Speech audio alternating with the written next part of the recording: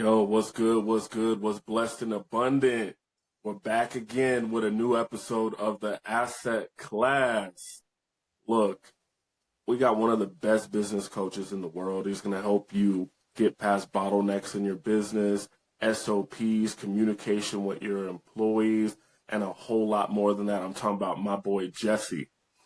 And my man Earl going to get you squared away with all of the wealth management strategies that takes the income that you have, rather that be through a business or through your 9-to-5, and turn it into generational wealth by placing it in the right places and making sure that right place is more so in your pockets as opposed to being squandered by Uncle Sam in the form of avoiding taxation. That's right. One of the best ways to double your wealth is to cut your taxes in half. And with saying that, I think it's a great time for us to get into our disclaimer. We're going to be talking about some real actionable information here. This is all going to be for educational purposes and entertainment because we want you guys to go out there and do your own research. We highly encourage it. We highly encourage you to work with licensed professionals with a track record of success, bonded if need be. But as you do your research and learn more, each one, reach one, teach one, because that's how we learn and grow as a community. So just like we started last week, there's always so much that has happened, which that's a whole thing. Like, you know, I'm at a phase in life where I can't engage with folks that want to talk about other people. You know what I mean? Like there are those folks that their entire energy is structured around talking about other people. And it's like with all of the things that are going on in the world, with all of the things that are going on in the different business ventures that I have my hands on, it's like, bro, what are we doing? 100%. That makes me think about one of my favorite quotables. It's, you know, a lot of people talk about you because when they talk about themselves, no one listens. And that's the bar right there. When you actually have motion, when you're out here executing, when you're out here uniting people, when you're adding value to the market, people are going to talk about you.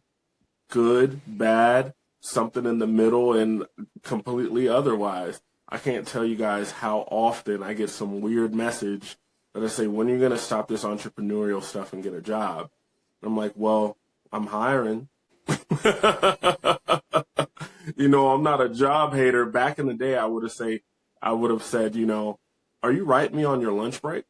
But honestly, you know, having a job for many, many, many people, that's your first business partner. You have to treat it as such, but you have to treat it as such. So don't put it on a pedestal. Jobs are not for forever. They're not just over broke.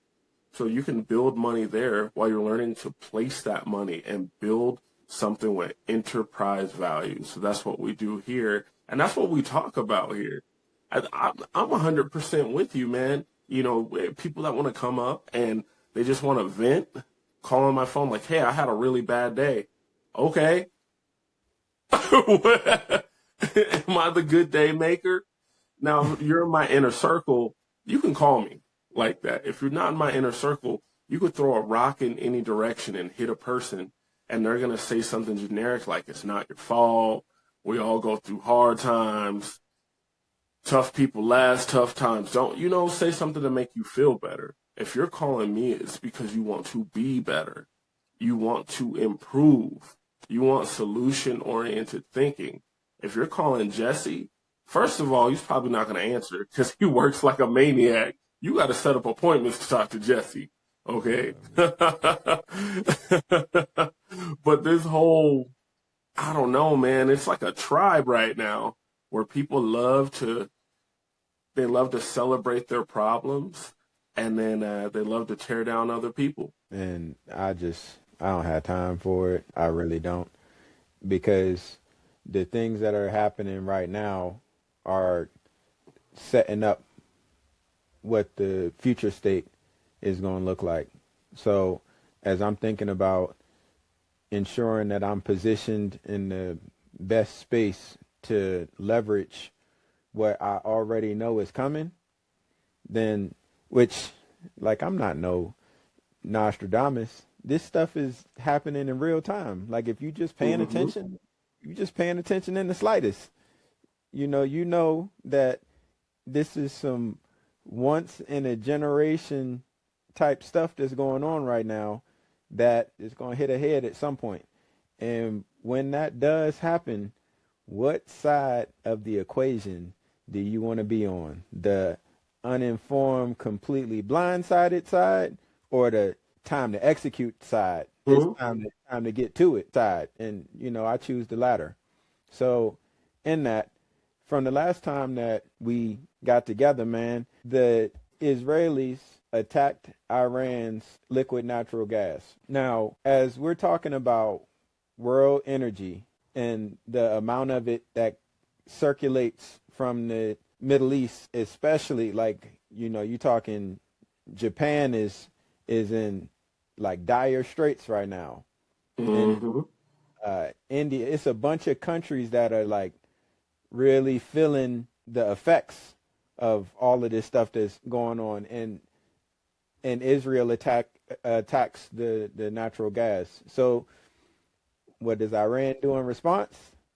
They attack natural gas in Qatar and Saudi Arabia, which are major distributors to, again, the world. So it's this tit for tat thing is getting crazy because the infrastructure that's being damaged. I mean, you just got to kind of think about this conceptually. It's oil refineries being hit with missiles and drones. There's nothing about that can possibly be good. And this is happening across the Middle East. So again, Mm-hmm. this is not about being alarmist. It's about understanding the ripple effects, because we can turn on, we can get on TV or we can get on YouTube or however you get your information. And, there's a story being told, but that story isn't representative of all of the things that are actually going on. So when you know what's going on, then you can kind of just deduce on your own, like, hold on a second. If the liquid natural gas was sold at a certain amount, which has reverberated around the economy and impacted how much that we've paid, and that's how it's been. Well, now when we cut off a significant portion of that being fed into the economy, there's going to be a ripple effect, right? Like, again, we can deduce Mm-hmm. that on our own by understanding that. So that then goes to, as if that weren't enough, that goes to our current president saying, if the Strait of Hormuz isn't opened in 48 hours, then we're going to obliterate your power grid, which just so happens to be a war crime, by the way. But that's what he said he was going to do. So the Iranians came back out. It would be funny if it wasn't like real. You know what I'm saying? Like, this is like real, Uh-huh. but It they feels came like out. when you used to watch I think it was on Mad TV, they would have Spy versus Spy back in the day.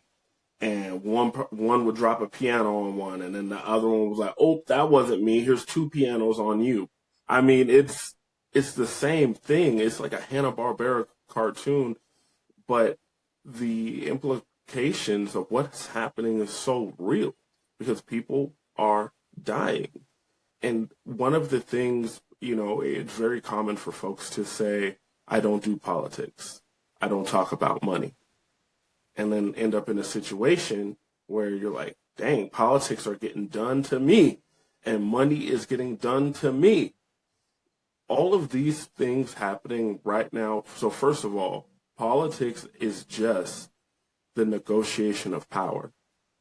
If we used it that way, like, hey, I'd like to talk about the negotiation of power, I think a lot of people would freely speak. But it's like, hey, what about, local politics? Oh, I don't do politics. You do. Taxes are politics, and that's something that everyone wants to talk about. It's a social, political, engineered vehicle. It's an incentive cycle. They say, have children, and we'll give you tax breaks. Get a house, you get some tax breaks. Drive certain cars, so we had EV cars. Before that, George Bush had the gas guzzler incentive to get people to go out and buy big vehicles like SUVs and trucks. There are always it's always a carrot being dangled, and it doesn't mean it's not a good carrot, because I've been chomping on them carrots like Bugs Bunny. You know what I mean? It's all about stacking them together. But we have to understand the reality of what's happening. So like you're talking about the Strait of Hormuz and how it is jammed up right now. We don't have a real actionable way to open it up. And the Iranian folks said, hey, we're going to let some ships through. U.S. constituents are like, awesome. They're like, but only if you pay in Yuan. If you pay in U.S. dollars, ship can't go through. Now, there are people that are hearing that and that miss that, because that's an incredible power move. We're all about having the petrodollar. We've been talking about this since the second episode that we've done here, how important the petrodollar is to the American economy. The petrodollar says that all around the world, when people buy or sell or trade oil, is done in U.S. dollars. That is a mechanism to force us as the world reserve currency. Why is that important? Because when inflation happens, everyone has to feel the pain. But when people aren't on your currency and you're facing hyperinflation, that's where other currencies can become dominant. And that's where other nations can take over. So like if we think about, the end of World War I, what we did to Germany and how they hyperinflated. We're talking about inflation was so bad. People took their life savings out in banks, had them in wicker baskets, and people would steal the basket and leave the money there. We're talking about like 17,000% interest. Now, are we in a situation that's quite as dire? No, we're not at the moment. But losing the petrodollar leads to us losing reserve currency world power, which leads to our bonds having less strength, which leads to our currency having less strength, which means those dollars are rotting. If you don't have it in an investment, if that money's not moving, the money's not grooving in your business, it's literally going backwards and you're losing your spending force every hour of the day. That's why you're on this podcast, so you can make an actionable step to not be a victim, to say, oh, I heard it was coming, and I ramped things up, and I bought some gold. By the way, I wholesale gold and silver. One of the few agents to be able to do that. Wholesale. You can buy gold from your Uncle Mike. You could buy gold from a kid on a bike, but actually getting it at a wholesale price so that money can grow, and buying it in the right form so there's no capital gains taxes, because we're using 1933 coins.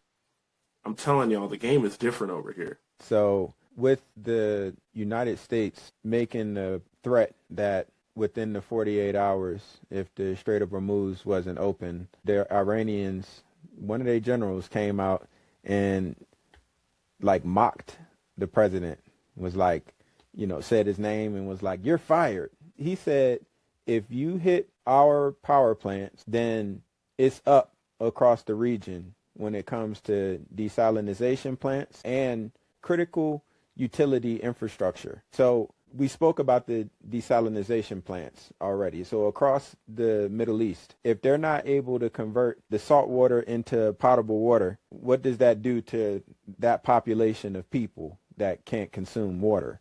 It's going to be a bit of an issue. So that they said that they were going to do that and attacking their electrical grids as well. So that led to, because I think the president said that on Friday, and the Iranians been responding all weekend. So the president this morning sends out a truth saying, well, the conversations that the negotiations that we've been having with the Iranians have been so productive that we're going to put a 5-day pause on attacking their power grids. And the Iranians came back out and said, it ain't been no negotiations. We haven't spoken to anybody from the administration. The president is just delaying and buying time. It's crazy. They're just calling bluffs out in real time. They're just like, nope, that ain't what happened. You lying. Hey, by the way, look how far our missiles go. That was the most terrifying part. And I'll allow you to speak on that. That was just jarring for me. Right. What Earl is referring to there is the Iranians shot 2 missiles at Diego Garcia. And Diego Garcia is, so that's like everybody that I know that had an assignment there, it was a good time. Like it was like a vacation spot. The water's beautiful. It's a good time. No threat. No, you know what I mean? Like it's a real good time. And the Iranians shot missiles at them, which illustrates the range that they actually have with their missiles, which brings Europe into play. So it's like the Iranians are pretty much saying, anybody that's supporting Iran being attacked, it's up. And, you know, our president continues to kind of pound his chest on what it is that we're going to do.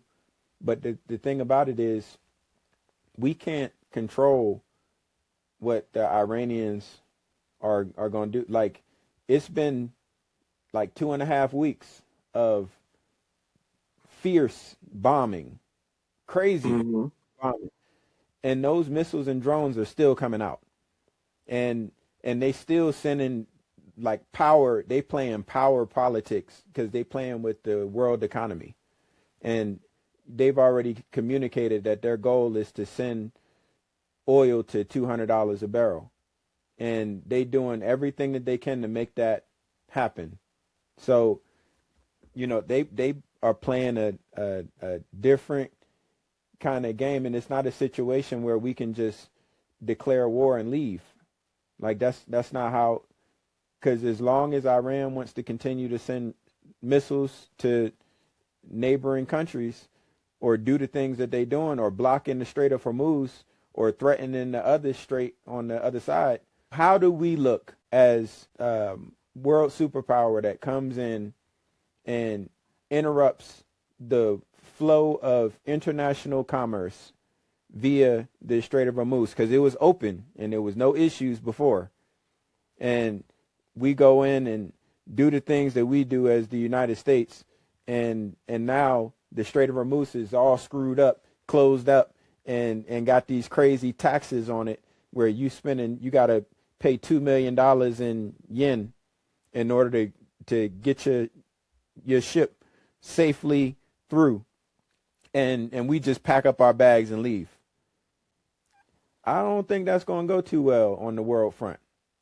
And all that creates are more alliances that don't include us. And like, I can't see, I want to travel the world. I want to feel safe going in different places. It's getting to a space where it's going to create nationalism, where other countries are just dedicated to themselves and like, I'm cool on the United States. We straight. Like, I want to, I plan on in my retirement, I plan on being in the world. And this right here, I couldn't agree with you more. It's unfortunate that there are certain leaders or people in leadership roles, I should say, because they're not acting as leaders, who think that the United States can move with hyper independence and then have the gall to ask for help from Spain, from Germany, and from the UK.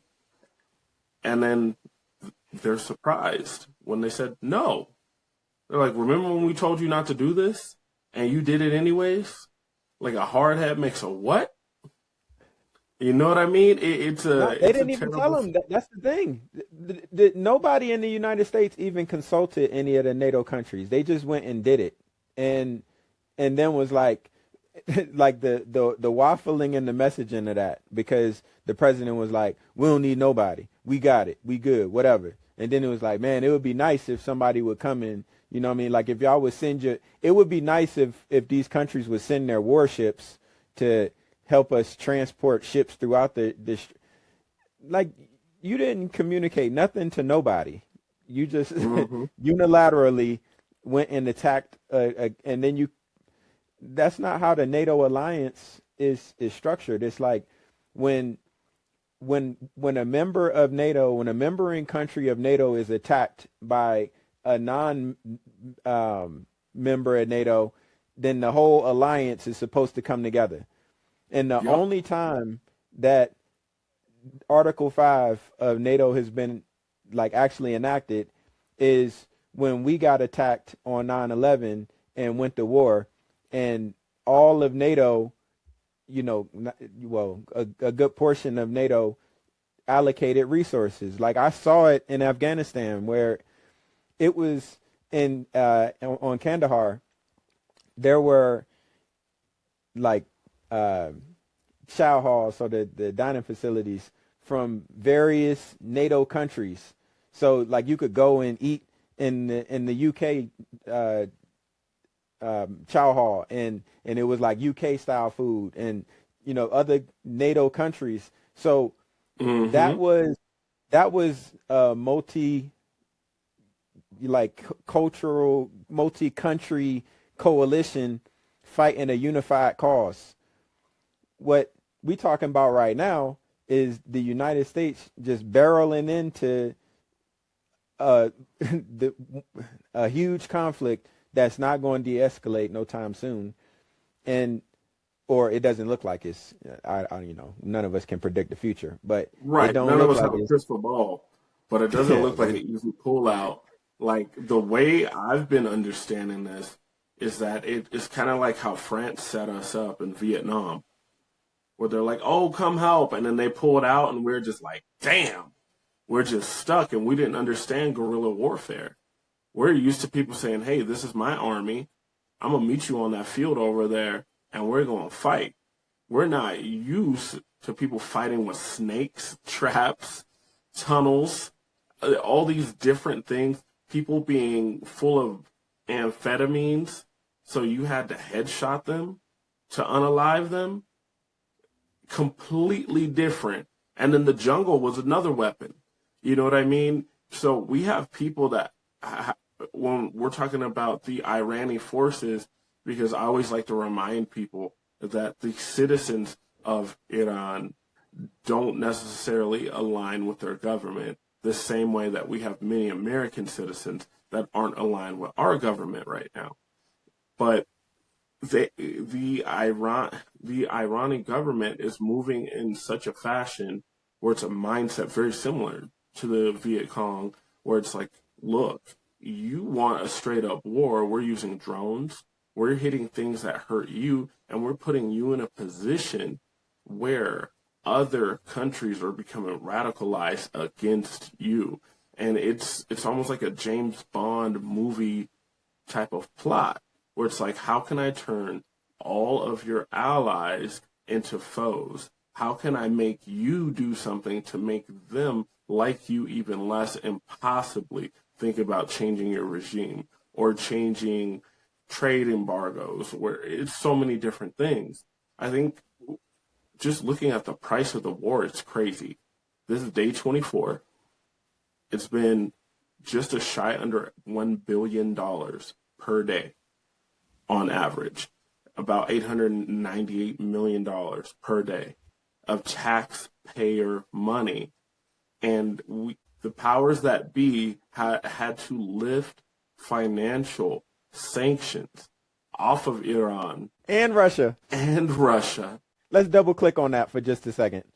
So the absurdity of that. Iran, now obviously they have taken massive incoming, but that incoming goes both ways. Like they've also made the most money from international transactions and since they've been attacked than they had in years, because what sanctions do is pretty much the United States bullies the world and says, if you do business with this country, then you can't do business with us. Pretty much. That's basically what sanctions do. And it's like bullying the field. So the Iranian energy has been sanctioned forever as like a leverage point to make their economy collapse. And they've done the same thing to Russia. Well, Russia, they pull their resources how they pull their resources, and they just been pounding Ukraine in that war just because they got more people and more money, they just got more resources, and Ukraine is a smaller imprint. So they just been getting pounded. Well, now Russia is making more money than they were before this war in Iran started, and Iran is making more money. It is insane. I'm sorry. Go ahead.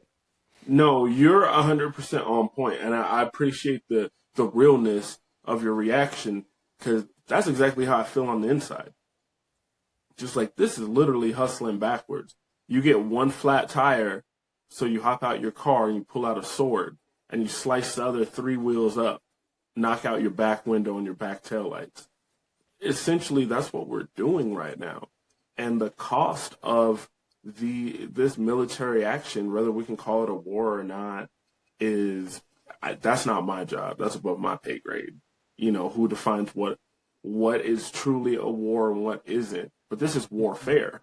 And the cost of warfare is like, so I get the point that you're making, and I understand, bro. When you are dropping bombs on a country and the country is in retaliation sending missiles and like causing real, like, I don't know, they are coming with narratives on, you know, because they playing this political game of, you know, if we declare it a war, then there are things that come along with that. Because you don't want to call it that, because you don't want to deal with the political blowback, don't make it any less of what it is. It ain't nothing else but a war, bro. Like, it ain't no other way to, and, you know, I get your point, and this is just my perspective.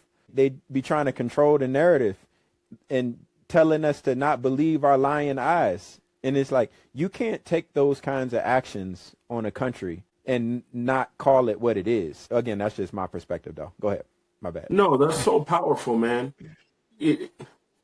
I guess the point that I was driving, because I know there's going to be someone in the comments like, it's not a war, like, whatever we're calling it, has a ridiculous amount of cost, and that's human lives. That is literal global wealth and infrastructure, because energy is the input for just about any business out there. There are very few businesses that are like, yeah, we don't have any energy costs. Very few. If you guys have this mastered and you're making 6 figures, call me. I want to do what you're doing. But there are very few. And it's a situation where we're looking at, it was an oversimplification of controlling oil. Hey, we need to get off of oil dependency from other countries. It's like, okay, yes, they create the oil and they have oil refineries. We have some oil refineries too. And we have our oil reserves. However, all of that was being paid in US dollars. So in a way, we were still controlling one of the most pertinent parts of that trade in itself in having the petrodollar. Now, it's like the petrodollar is suspended, and we're trying to build an oil refinery in Texas to handle the heavy, sour oil that's coming from Venezuela, as if that's going to be the best solution. Now, it could end up having some success, but if we lose the petrodollar just to get the oil so another nation's currency becomes the dominant world currency, is it worth it? And most people would say no.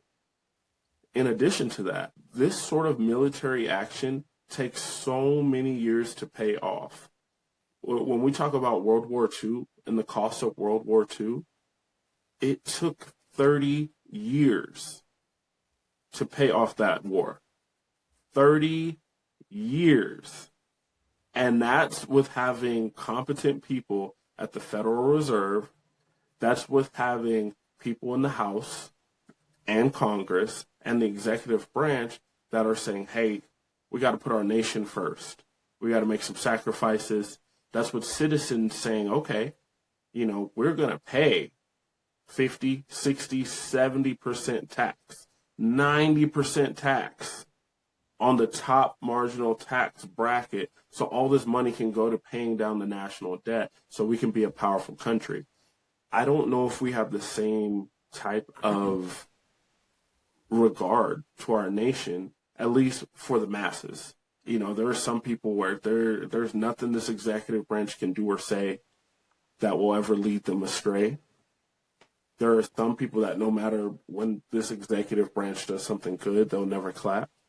But I'm just talking about the whole of man that we have in these United States. Would people sign up for that to say, oh, so you got inflation, my rates went up, my health care is terrible, and now instead of being in a 24 or 22% tax bracket, I'm in a 38, and the wealthiest people in the nation are in a 50, and we got to do this for 20 years to be able to pay off the debt. That is a reality that people aren't ready to face. And that's also why, I'm a tax strategist, because when you're making enough money, we can find assets to offset your taxes completely and completely mitigate those taxes. But for people who are not at that range, where you're making, it's not even middle class money anymore to make $100,000. It's working class now. Because $100,000 now is $50,000 in 2006. So I'm talking about people that are making $330,000 or more. There are strategies that can really, really mitigate your taxes. If you're a business owner, there's a whole bunch of ways to do it. The tax code was made for business owners because it's always been thought that business owners create value and they hold communities together. And 60 to 70% of people still work in a small business these days. Don't be fooled by the Googles and the Amazons and all these other guys that have hyper wealth. Cool. That's cool. They're useful services. But America runs on small businesses. So this is something that's going to hit small businesses in the chest. If we're not proactive, if we're not holding our own party accountable, and also holding others and holding ourselves accountable, we're digging this ditch ourselves. And, that kind of leads into a lot of stuff. Did you want to add to this, or did you want to start talking about so speaking of being proactive, just understanding how everything is the flow of the world economy is being impacted in significant ways. We talk about oil being a major constraint. Well, one thing that we're not talking enough about is how 33% of the world's fertilizer flow through the Strait of Hormuz as well. What do we use fertilizer for? Farming, food. So without fertilizer, that creates all kinds of insecurities. So the thing, as all of these things kind of play out, I'm learning so much about how the world is designed. Now if how it works, that's all subjective to whatever that's going on. But I didn't even know that some of these structures even existed. So the International Energy Agency, as the name implies, they're looking at energy across the world.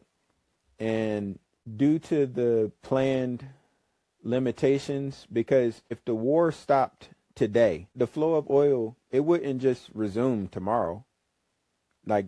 All of the time that it like, you can think about it like a bottleneck has built up. And now there's all of this traffic that's just like jammed. And when it gets, when the economy opens back up, whenever that this, which is not looking like it's going to slow down no time soon, with, you know, like 5,000 Marines being sent over there, it's not looking like it's slowing down. And the Pentagon asked for $200 billion to fund it. So they're spending $1 billion a day on the war, and they asked for $200 billion. You do the math. Like, they're not planning to bring this thing down no time soon. So the longer that it goes, the more of a constraint that there's going to be. And if the United States actually does attack the power infrastructure within Iran, and then Iran completely shuts down the strait. And when we say completely shutting down the strait, we can't stop the lone person with a rocket launcher that's shooting something at a ship that's coming by, or somebody that's on a small jet boat that pulls up next to a big tanker and blows themselves up, or all of the mines and all of the things that are already in the water. We can't control that stuff without significant investment. And when I say investment, that's the investment of our service members' lives, because if we put boots on the ground, we are going to see our people coming back home in boxes with flags draped over it. Like, that's what's going to happen. So the fertilizer being impacted as well is causing famine, starvation. It's already starting. Like, people were already hurting, because we got to take into account at the beginning of this administration, the USAID funds were cut significantly. And that work did a lot for feeding people around the world and just doing good. Now, there was some corruption in it, just like there's corruption in every large organization. Well, not every, I don't want to speak in absolutes, but in most large governmental organizations, there's going to be some fraud. But the fraud in comparison to the good, I don't know if there was a comparison, but that got cut last year. And now this year, the fertilizer constraint is causing major issues around the world. And again, like I mentioned, the International Energy Agency has put out reports to pretty much recommend that, like, we're rationing our energy. And what rationing energy looks like, where that can go, is them saying, hey, stay home. Like, we don't have enough fuel anyway, and it's super expensive, so just stay home. Reminiscent of the lockdowns in COVID. Now, when the reason for people to not be out is because we don't have enough energy, so we got to ration it to make sure that society doesn't break down, that's what we're looking at potentially if this remains prolonged. Because even if the United States shut down its exports, because we're one of the largest exporters of oil, well, you know, some of the oil that we export, it then gets refined in other places. We don't have the internal capacity to refine all of the oil that we produce. All of that infrastructure has to be upgraded, and which is all stuff that don't just happen overnight. Which, by the way, where does that money come from? We can keep printing money and devaluing our dollars while also flirting with losing the petrodollar, you know, backing. Like, all of this stuff is happening all at the same time. So when I think about a potential lockdown, that does not seem unrealistic to me based on how things have gone and what the projections look like. Because the second that we put actual boots on the ground, then we looking at a whole different dynamic in what this war looks like. The de-escalation from that, because the first time that we lose some of our troops in a horrific way, like, that's going. So, Earl, from your perspective, the idea of them asking us to reduce our movements because of the need to conserve energy. Is that something that's crossed your mind? Most definitely, just because infrastructures are so poorly made, so few people have generators, so few people have bikes and ride bikes. If you're not on one of the coasts, you're probably not riding a bike. Or J. Cole, like, you know, that's about what I see on bike riders. So it's going to be interesting if I pray we never get to that point. But if we do, the civil unrest, because I remember how people acted when they couldn't get a haircut, when they couldn't get their nails done. You know, some people were running in the streets doing all kinds of stuff. And I think about our state, how it's almost a form of energy rationing, where we have these hyperinflated rates for using power. And they tell you, hey, use your electricity from 5 p.m. to 9. And then it's like, wait, don't do that. Oh. So it's like I should wash my clothes between like 10 p.m. and 3 a.m. so you're not giving me a surcharge on the energy. It's almost like in the last year or so, we completely de-incentivize people having solar power and clean energy to add to the grid, and so that people's homes could be powered independently of the major grid. Crazy how that works out.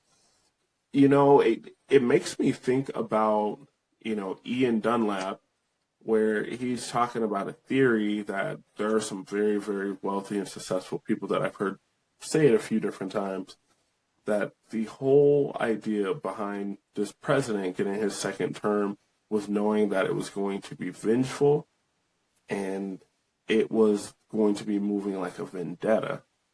So it would be easy to control him just by creating some conflict, saying something to piss him off. Oh no, now I'm going to go do that. And the whole reason behind it is that, you know, in this theory, allegedly, got to say that a bunch of times. I'm not trying to go to court. That Russia put him into this position because they wanted to see the fall of the United States finally come to reality. And this was the fastest way they could see it done, where new jobs wouldn't be created, where tax cuts would either be increased or leveraged in such a way where it's not helping the common person. So U.S. debt would continue to go, foreign diplomacy would go out of the window, so we're not getting support from our allies. And it's just like, when you go through all the different layers, you're like, oh my goodness, it's almost like this is on purpose, because it is so negligent and there is so little forethought into each of these actions, and they're all happening at the exact same time. Having the biggest watchdog that we have in the United States, the most cost-efficient department that we have to remove leadership from CFPB, which is the only organization that yields billions of dollars for citizens. It was our watchdog to keep big companies compliant and congruent to what they're supposed to do for citizens like you and I. Completely dismantled. And the absurd thing was, it was only a few millions of dollars of funding that went into that company, and it brought back over $43 billion to everyday people. And everyday people don't typically hoard their wealth, they spend it. So it was going right back into the economy. With banks having less regulation, it really sets the principle for private equity to go crazy, which is what's going on right now with private credit. We are looking at a possible crash in private credit. So the best example of private credit is if Jesse lent $10,000 over to me to use at tax erasers because I need it for whatever in my business, that's an example of private credit. But these institutions, these entities have tens of millions, hundreds of billions of dollars that they're lending in spaces where banks won't lend to. And it's interesting because they're a debt-based system. So they'll lend out some money, And then because they lent out that money, then they end up creating like a second layer of debt on there. And it's, if I drew out the hierarchy for you guys, you would just say, how could that thing work? And it's like, what? It's not really working. We see 5 of the largest private equity companies right now preventing people from pulling money from these funds. BlackRock said no. Blue Owl, excuse me, not Bluehost. We're looking at, I'm talking about giants saying, hey, sorry, we're not letting any capital out for the period. If they're saying that, what's coming? What's going to happen? So to have all these things layered up at the exact same time, and it pisses me off. I'm like, man, as soon as I start getting rich and get a podcast and get like a dope business partner, and I learn how to dance and make women laugh, and I learn my wines, the world's ending. It's out of control, man.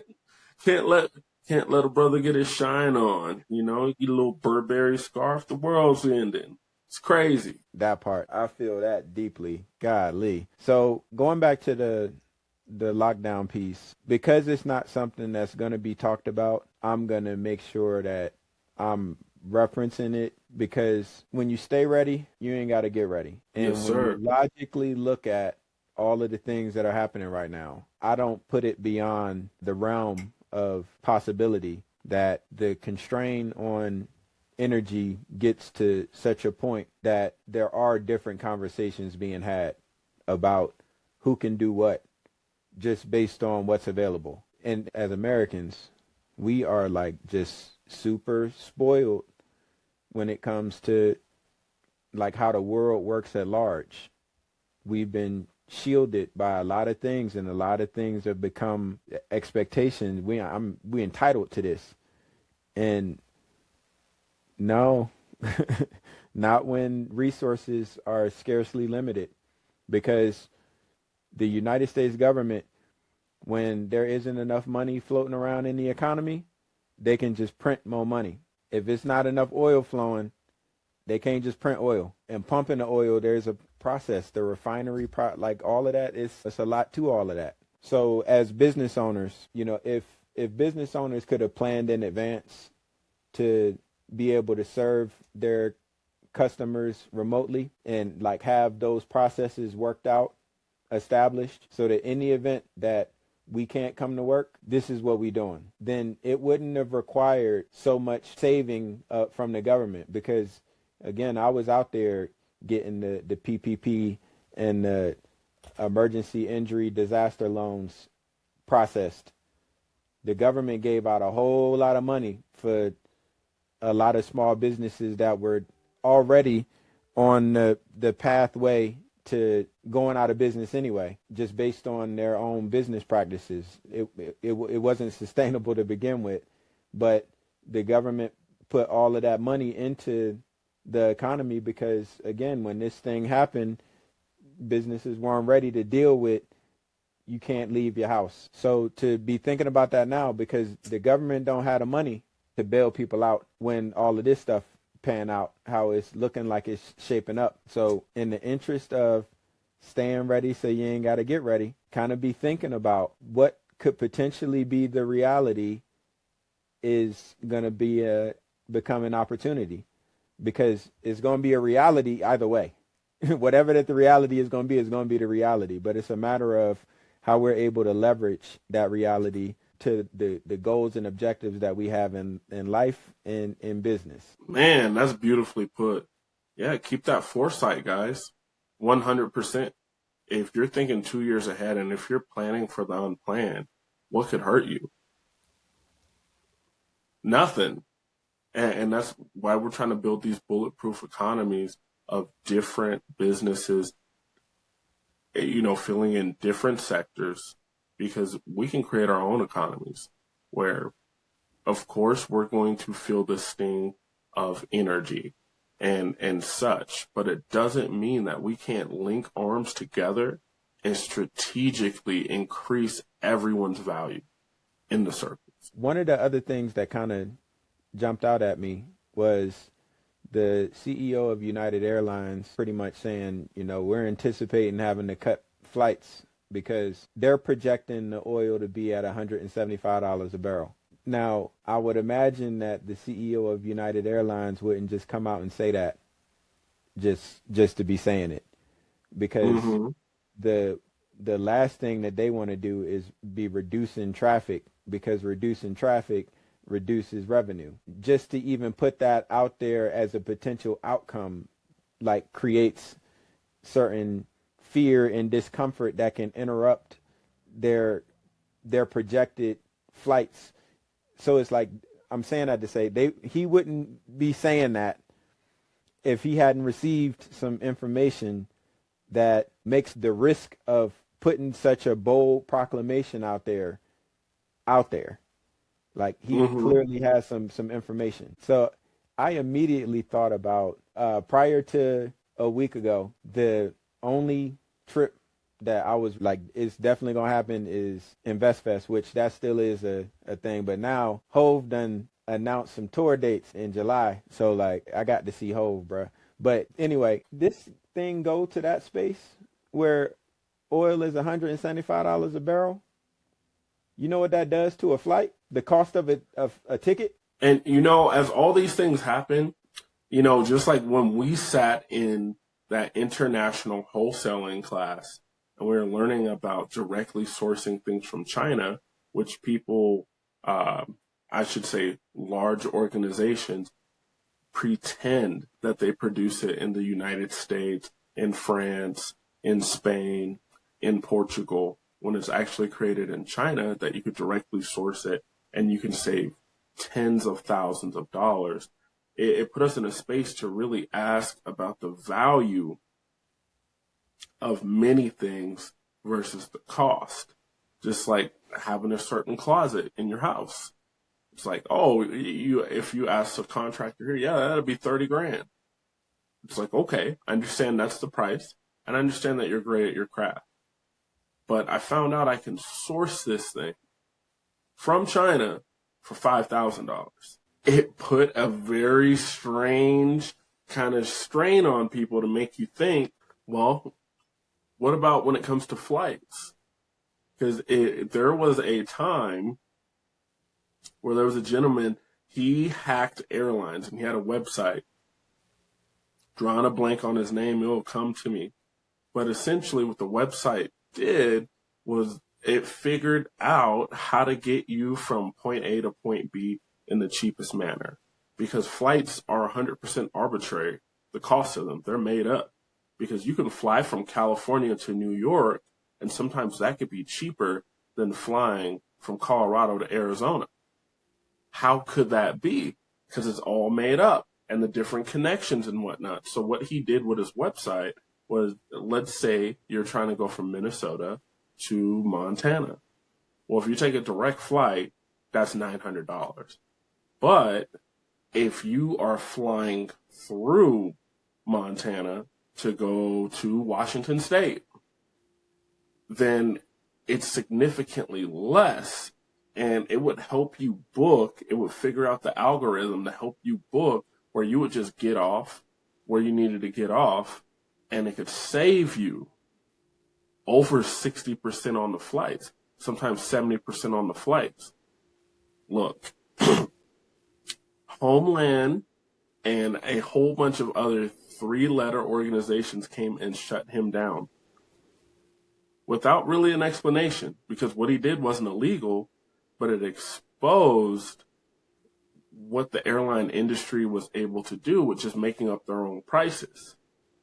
Now, when we see, the cost of fuel go up significantly, and it's it's already going up, which is making I'm feeling the pain for my flights that I have next month. I'll be in North Carolina and possibly Atlanta again for business. My goodness. And then Oklahoma City.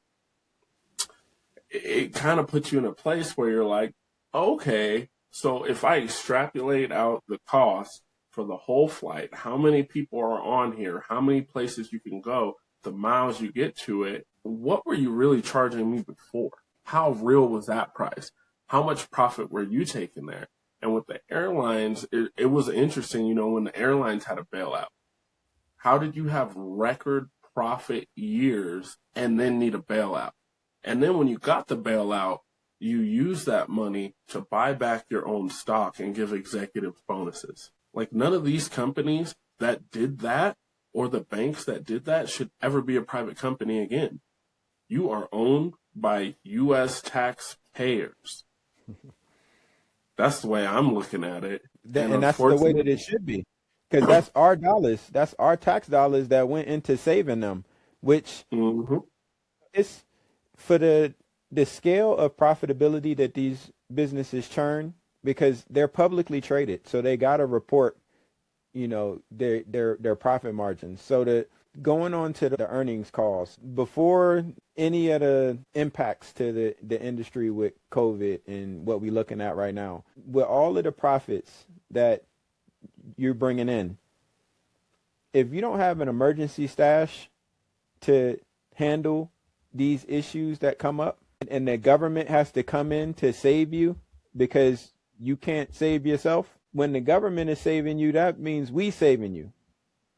So if we saving you and we the reason that you are still, like, what we talking about?